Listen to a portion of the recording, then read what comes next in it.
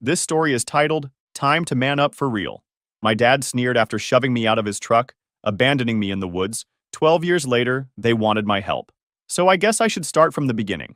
30 male, grew up in a house where it felt like living with a drill sergeant who had a massive hard-on for his star recruit. My younger brother, 28 male, Jared. From day one, that kid could do no wrong. Dad treated him like he was God's gift to humanity, while I got the "you're a disappointment" special every damn day. My dad was the type of dude who thought yelling solved problems, and manning up was the solution to everything from a broken arm to depression. Mom wasn't much help either. She'd always take Jared's side and make excuses for him. Jared is just sensitive, or Jared needs extra support. Meanwhile, I couldn't even get a ride to school when it was pouring rain. Had to walk 2 miles in a thunderstorm once because Mom was busy driving Jared to his soccer practice. Got pneumonia after that, and Dad still called me weak for missing school. And Jared? That little shit knew exactly what he was doing. He'd wait until our parents weren't looking, then break my stuff and blame me for it. When I was 14, he deliberately erased my essay off the family computer the night before it was due. When I tried to explain what happened to my teacher, I got detention for making excuses. Another time, he stole the $120 I'd saved up from mowing lawns for weeks. When I found the empty box in his room and confronted him, he ran to Mom crying about how I'd gone through his stuff and accused him of stealing. Mom searched his room half-heartedly, but conveniently missed the new video game he'd bought with my money. The favoritism was so blatant, it was almost comical. My sister, 31 female Claire, saw what was happening. She was older than me and smart enough to stay under the radar. Sometimes she'd give me these looks across the dinner table when Dad was tearing into me about something stupid, like not mowing the lawn in perfect diagonal lines. She knew it was messed up, but TBH, I don't blame her for not stepping in. Dad had this way of making people regret standing up to him. Dad had this whole philosophy about raising real men, which basically meant treating me like crap while letting Jared coast through life. When I was 14, Dad made me rebuild our deck in the middle of summer while Jared got to play video games inside with the AC blasting. I passed out from heat exhaustion, and Dad just dumped water on me and told me to get back to work. Fun times. School was my escape. I was actually pretty good at it, especially math and science. My teachers said I had potential, but Dad didn't give a crap about my grades. Only time he ever noticed my report card was when I got a C+. Gave me this whole lecture about how I was embarrassing the family name. Meanwhile, Jared was barely passing most subjects, but got praised for his B-. When I turned 18, things went from bad to worse. Dad dropped this bomb on me that I had to start paying rent, $600 a month, plus utilities and groceries. Meanwhile, golden boy Jared didn't have to pay a cent or lift a finger around the house. Dad said it was because Jared is focusing on his football scholarship, but I was busting my ass in school too. So there I was, trying to finish my senior year while working 2 jobs. Was pulling like 30 to 35 hours a week on top of classes. My grades took a hit. I was sleeping maybe 4 to 5 hours a night and started getting these killer migraines. Dad just said I was being weak and needed to toughen up. By graduation, I was basically a walking zombie. Lost like 20 pounds, dark circles under my eyes like I'd been punched in both of them. Mom would act concerned sometimes when Dad wasn't around, but never actually did anything to help. Jared would just smirk when Dad made comments about how I wasn't pulling my weight, even though I was literally paying toward household expenses. Claire would sometimes slip me an energy drink or cover one of my chores, but she was heading to college soon and had her own stuff to deal with. The worst part wasn't even the physical toll. It was knowing that no matter what I did, it would never be good enough. Jared could fart the national anthem and get praised for his musical talent, but I could work myself into the ground and still be the family failure. I remember this one time I fixed Dad's truck when the alternator died. Spent my whole Saturday figuring it out, got covered in grease, skinned my knuckles raw, but I got it running. Dad's response? Took you long enough, not even a thanks. Next day, Jared took the trash out, and I shit you not, Dad went on about how his son was becoming responsible. The double standard was insane. Then the last straw came about 2 months after graduation. We had this massive blowout that should have been my cue to run for the hills. I'd just finished a double shift at the diner and came home dead on my feet around midnight. All I wanted was to crash for a few hours before my morning shift. But when I got to my room, I found Jared wearing my only pair of decent work boots, tracking mud all over the place. Now, these weren't fancy boots or anything, but they cost me a full day's pay and were the only ones I had that didn't give me blisters during 8-hour shifts. I was pissed but too tired for a fight, so I just told him to take them off and clean them. Instead, this little shit smirked and deliberately stomped in a puddle he'd already made on my floor. That's when I lost it. Started yelling at him. Dad must have heard us because he came storming in like I was murdering his golden son. Didn't even ask what happened. Just started tearing into me about respecting my brother's space in my room and how I needed to shut up and control my anger. When I tried explaining these were my work boots that I needed for tomorrow, Dad actually grabbed them and threw them in the trash, telling me to buy another pair. Like I could just pull money out of my ass after paying him most of my paychecks in rent. I finally snapped and told him exactly what I thought of his parenting.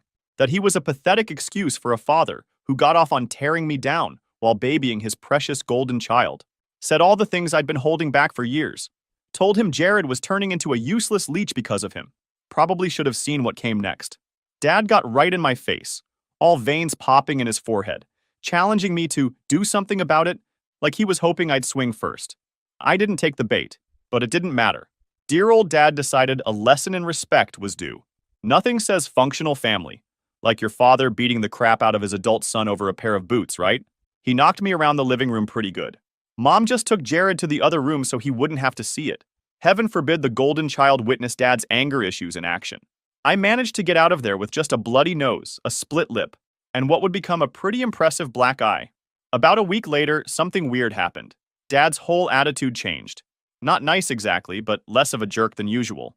He actually bought me new work boots without saying a word about our fight. Started asking about my jobs. Even complimented me when I fixed the leaky faucet in the bathroom. I should have known something was up. Leopards don't change their spots, and my dad was basically a leopard with anger issues and a receding hairline. But when you've spent your whole life trying to get your dad's approval, even the smallest crumb looks like a feast. So I went along with it, thinking maybe getting my ass kicked had somehow been a turning point. Then, one Friday, he comes up with this whole plan for us to bond on a fishing trip. Just me and him, man to man. Said he realized I was working hard and wanted to reconnect before I moved on with my life. Gotta admit, part of me actually believed him. When you're raised by someone like that, there's always this dumb little voice hoping maybe this time will be different. So I called in sick to both jobs, which I never did, and we packed up his truck and headed out to this lake about 3 hours from home. And there I thought I was about to get interviewed by Dr. Phil. I was dead wrong. The whole drive, he's actually being normal. He didn't say a word, but I thought he was putting his thoughts together. You know? Must be hard for him to be the good father after beating the shit out of me. So I gave him time. But then we stopped for gas in the middle of nowhere. One of those places with nothing but trees for miles. As soon as he put the truck in park, Dad's whole demeanor changed. That fake normal act dropped in an instant, his face twisting into the contempt I was more familiar with. Before I could even ask what was happening, he reached across me, flung open my door, and literally shoved me out of the truck. I stumbled and fell hard on the gravel. When I looked up, confused, he was tossing my empty water bottle after me. "Time to man up for real," he sneered. "If you're tough enough to talk back to me, let's see if you're tough enough to find your own way home. Consider this your graduation present. Freedom from the family you're so ungrateful for." Then he laughed and added, "Maybe out here you'll finally grow a pair, since nothing I've done has worked. Don't bother coming back until you do." I stood there with my ass in the dirt, watching as he revs the engine and peels out of the parking lot. Dust flying everywhere. My wallet, phone, everything was still in my backpack in his truck. The realization that this entire bonding trip was planned from the start just to dump me in the middle of nowhere hit me like a punch to the gut. That's when it finally sank in. My dad never wanted to fix our relationship. He just wanted to break me one last time. So there I was, standing in a cloud of dust, watching my dad's truck disappear down the road. The gas station was one of those automated ones. No store, no attendant, just a couple of pumps with card readers. Literally nothing but trees and an empty road stretching in both directions. After the initial shock wore off, I checked my pockets. Had maybe $17 in cash, some lint, and a stick of gum. No phone, no wallet, no water bottle, besides the empty one he'd thrown at me. Not exactly ideal survival gear. The temperature was dropping too. It was mid-September, and while the days were still warm, nights got pretty cold in this part of the state. I spent a good 10 minutes just looking at the road in both directions, trying to figure out which way might lead to the city. Started walking with my thumb out whenever I heard a car, but traffic was basically non-existent. Like maybe one car every 30 minutes, and none of them stopped. Can't really blame them. Some random dude with a black eye on a deserted road doesn't exactly scream, "safe ride." After about 2 hours of walking, my feet were already starting to blister. I was getting that familiar raw spot on my heels. The sun was starting to set, and I was beginning to wonder if I'd need to figure out how to sleep in the woods. Not gonna lie, that thought was pretty terrifying. I spotted something through the trees road about half a mile and found this tiny convenience store attached to what looked like somebody's house. Straight out of a horror movie, but beggars can't be choosers. The old dude behind the counter took one look at me. My face was still messed up from the fight with my dad. I was covered in dust from the road, and probably looked half dead from walking for hours. Made up some BS about how my buddies had played a prank on me during a camping trip and left me behind. Not sure if he believed me, but he let me use the store phone.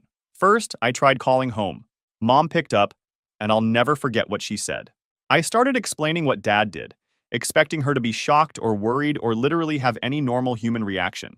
Instead, she got all defensive, saying Dad had already called and told her the whole story about how I'd thrown a tantrum when he asked me to help unload the truck, and how I needed to learn respect and be a man. Complete fiction, but she ate it up. When I tried telling her the truth, she just said I needed to figure it out, and that I was old enough to handle myself. Then she actually hung up on me. That's when it really hit me. They were both totally fine with this. They had planned it together. I was never the son they wanted, so they were literally throwing me away. The store owner was giving me this look of pity, but I had to keep it together. I was about to call Claire, but I knew she couldn't do much, and I didn't want to put her in the middle of this mess. So I called the only person I knew would actually help, my Uncle Jack, my dad's brother. They hadn't spoken in years because Uncle Jack always called Dad out on his BS parenting style. Uncle Jack had tried to stay in touch with me, but Dad always made it difficult. Still had his number memorized, though. He picked up on the third ring, and I just laid it all out. Where I was, what happened, everything.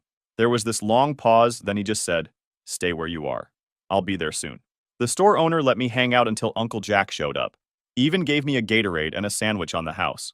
When Uncle Jack's beat-up Ford finally pulled into the parking lot, it was almost midnight. He took one look at me and didn't say a word, just gave me this brief nod and opened the passenger door. The drive back was mostly quiet. He asked if I needed medical attention. I said no. He asked if I wanted to talk about it. I said not yet. And that was it. No pressure, no interrogation. It was the most comfortable silence I'd ever experienced. About halfway back, I finally asked the question that had been bouncing around my head all day. Did you know? That my dad was like this, I mean. Always knew he was an ass? Didn't know he'd go this far. Then, after a minute, he added, "Your dad was always jealous of anyone who didn't worship the ground he walked on." We drove the rest of the way to his place in silence. He lived in this small house about 2 hours from my parents. He showed me to his spare room, really more of an office with a pull-out couch, and said we'd figure things out in the morning. As I was about to crash, dead on my feet from the longest day of my life, he paused at the door and said something I'll never forget. "Your dad didn't know what to do with a son who could think for himself. That's his failure, not yours." Then he left me alone, and I slept for 14 straight hours. First decent sleep I'd had in months. That first week at Uncle Jack's was weird as hell. I kept hoping my phone would ring with my mom calling to check if I was okay. It never did. The only family member who reached out was Claire, and her texts were super careful, like she was afraid someone would see them. Later found out my parents told her I'd run away after a fight with Dad, and they were giving me space to cool off. Yeah, right. More like they were covering their asses in case anyone asked questions. Anyway, Uncle Jack didn't waste time with pity parties. Day after I arrived, he took me to get a new ID since mine was in the backpack my dad drove off with. Had to go through this whole process to prove who I was without documentation. What a pain in the ass. Then we set up a new bank account that my parents couldn't access. Third day, Uncle Jack drove me back to collect my last paychecks from both jobs. That was awkward. Had to explain to my managers why I suddenly disappeared and wouldn't be coming back. Uncle Jack never made me feel like a burden. He wasn't the warm, fuzzy type. More of a actions speak louder than words dude. But he made space for me in his life without complaint. Never asked how long I planned to stay, or reminded me that I was sleeping in his office. Just handled things with this quiet efficiency that I really respected and appreciated. About a week after I moved in, he mentioned there was an opening at the factory where he worked. Nothing glamorous, basically moving heavy stuff around a warehouse all day, but it paid $15 an hour with actual benefits. That was nearly double what I made at the diner, plus no dealing with annoying customers. I jumped at it. The interview was a joke. The manager was an old buddy of my uncle, and it was pretty clear I had the job before I walked in. Still had to do all the paperwork, But by the end of the week, I was officially employed. First day on the factory floor was brutal. I thought I was in decent shape from all the manual labor I'd done, but this was different. 10 hours of lifting, carrying, and stacking in a building with crappy ventilation. By lunch, my shirt was soaked through with sweat. By the end of the shift, my back felt like someone had taken a baseball bat to it. Uncle Jack just tossed me some work gloves when we got home and said, "Tomorrow will be worse. The soreness takes a day to kick in." He wasn't wrong. But the weird thing was, as physically demanding as the job was, it was actually less stressful than my old situation. The older guys at the factory didn't treat me like crap. If they saw me struggling with something, they'd jump in and show me a better technique instead of calling me stupid or weak. Plus, the paycheck was solid. After taxes, I was clearing more than enough to start saving, even after giving Uncle Jack some money for rent, which he tried to refuse, but I insisted. I was determined not to be a freeloader like my brother. Speaking of my brother, I heard through Claire that he'd totaled Dad's truck 2 weeks after they dumped me. Apparently, he was driving drunk and wrapped it around a tree. Somehow he walked away with barely a scratch, and somehow my parents weren't even mad about it. Dad just fixed the truck, and Jared faced zero consequences. Classic. 3 months into working at the factory, I had enough saved up to buy this crappy car from one of the guys at work. It had 200,000 miles.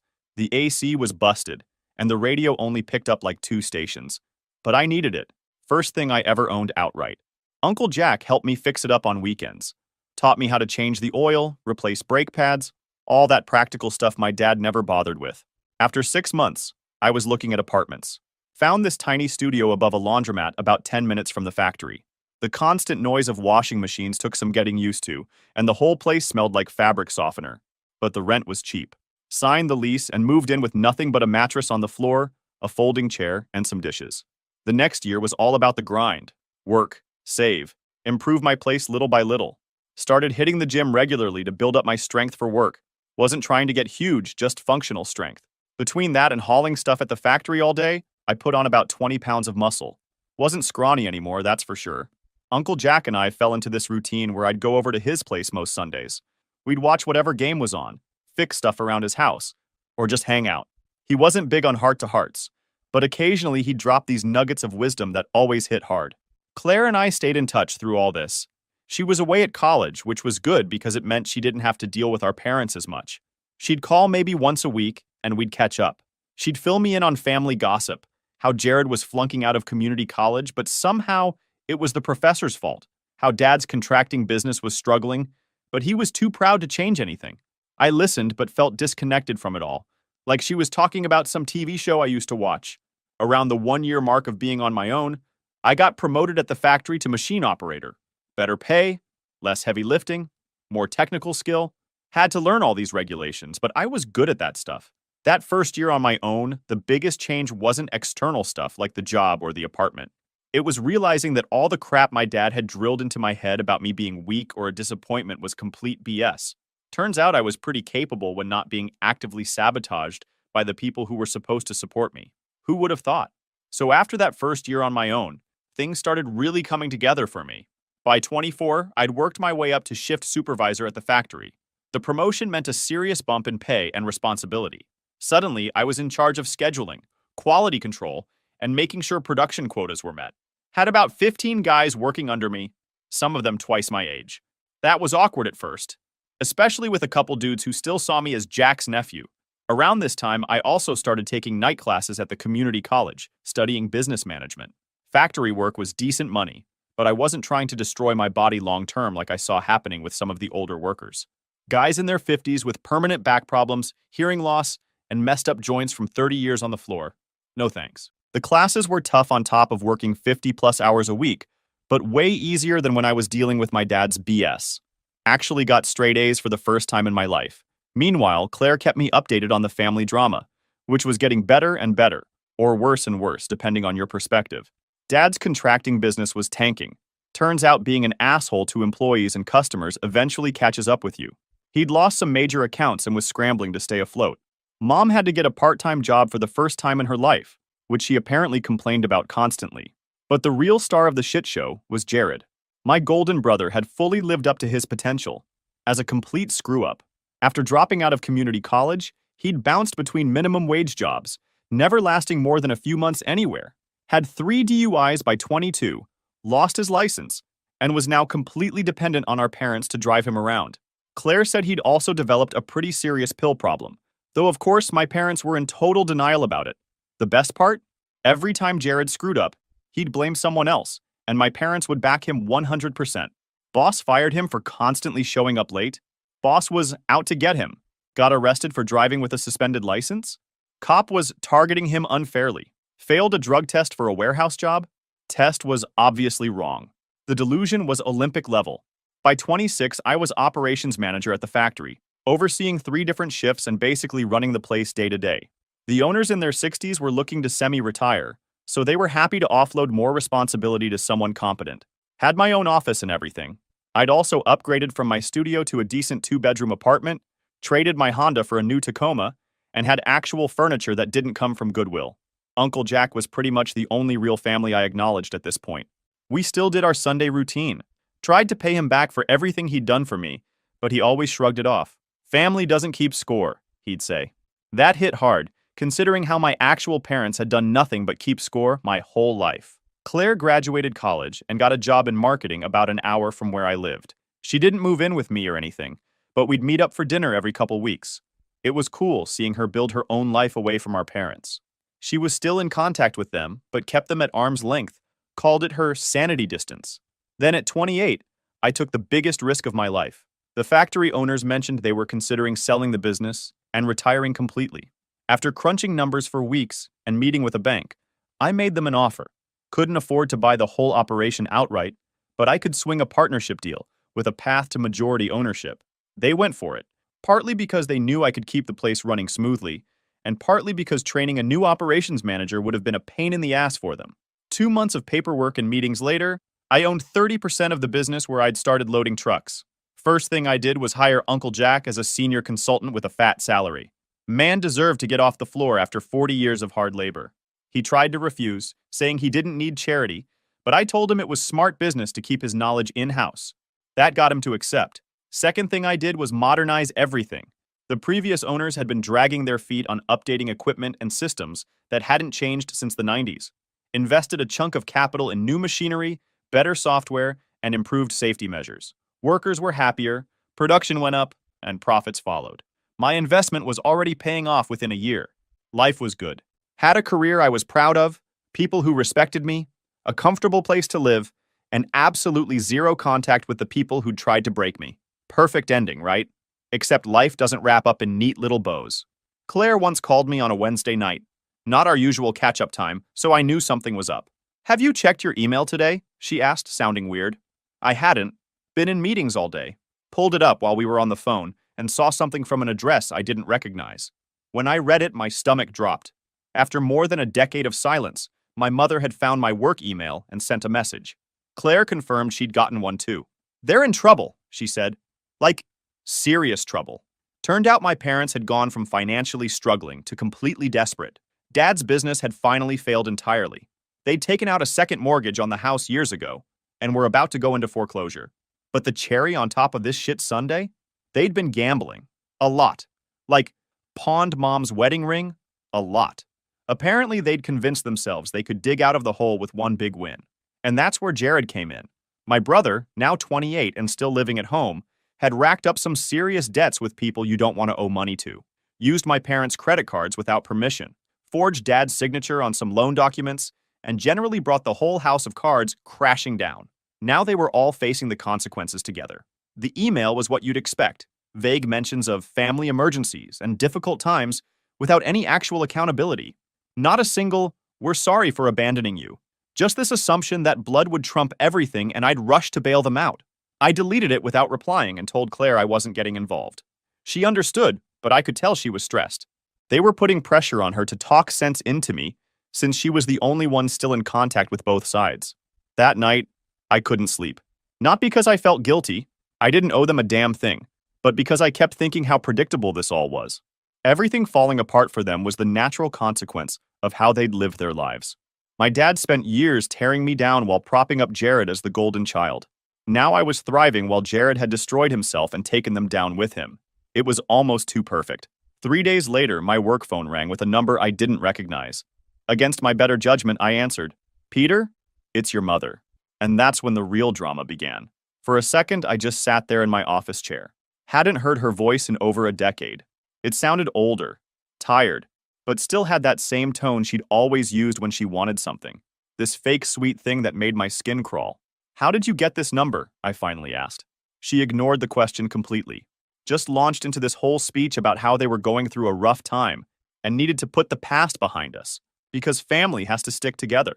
Classic manipulation tactics, trying to skip right over the part where they tossed me in the woods and pretended I didn't exist for 12 years. I let her talk, not saying a word, partly because I was still processing that this was actually happening, and because I knew it would drive her crazy.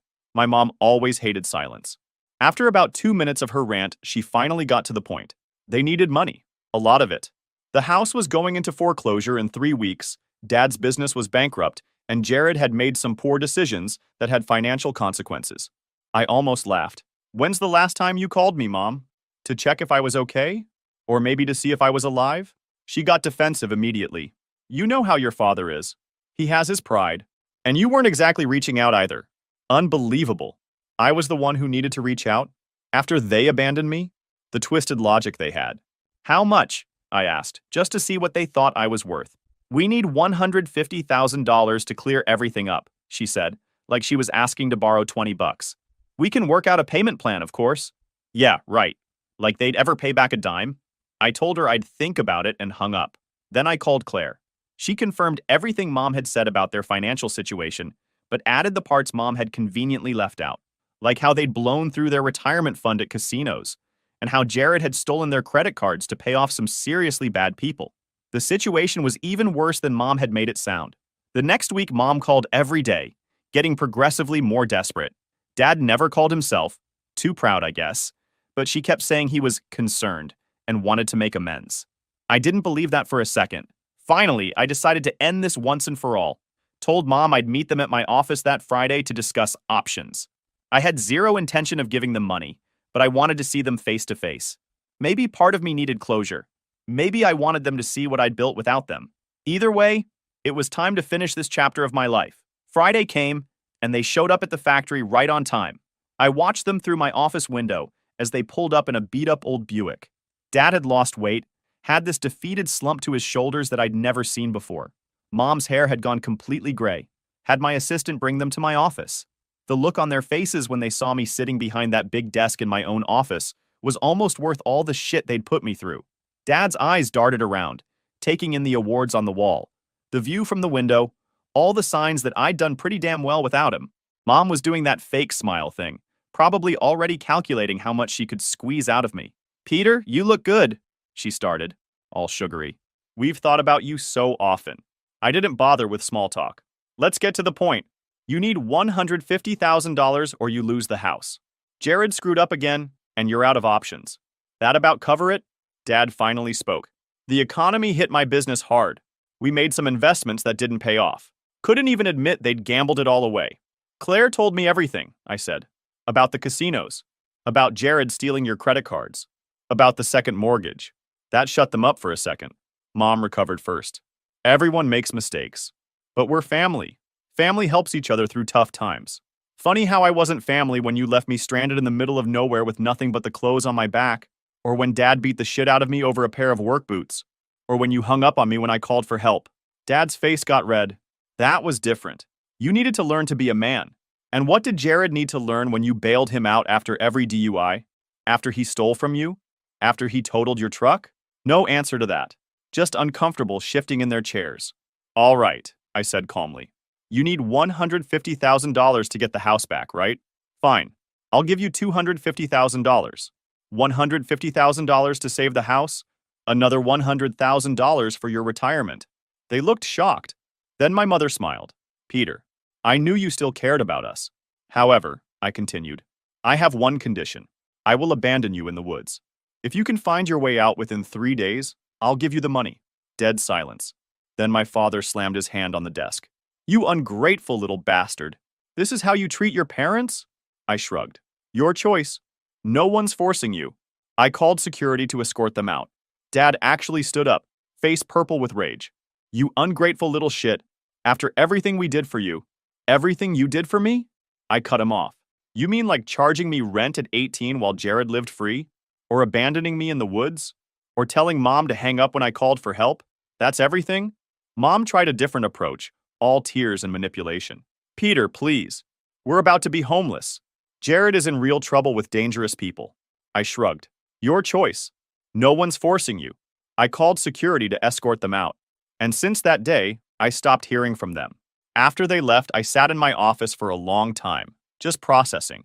Thought I might feel bad or conflicted, but I didn't. Just felt done. Like I'd finally closed a chapter that had been hanging open for too long. Called Claire that night to give her the rundown. She wasn't surprised either. Said they'd rather lose everything than admit they were wrong about anything. A year has passed since then. I'm doing great with my job, and I haven't heard from them again. Sometimes news still finds me, though. Me and Claire would grab some coffee together whenever she visited. One day to tell me my parents had lost everything. I didn't ask for details. I didn't care. Do I feel bad about how things turned out for them? Not even a little. They made their choices. I made mine. They threw me away expecting me to fail, but instead, I built something better than they ever had. The ultimate karma isn't taking something from them. It's succeeding so completely that they have to live with knowing what they threw away. Some bridges stay burned for a reason. So yeah, that's it, Reddit. Thanks for making it till the end. I really appreciate it. Edit. Woke up to your DMs blowing my phone up, lol. Didn't expect this to get all this attention. Thanks for all the awards and comments.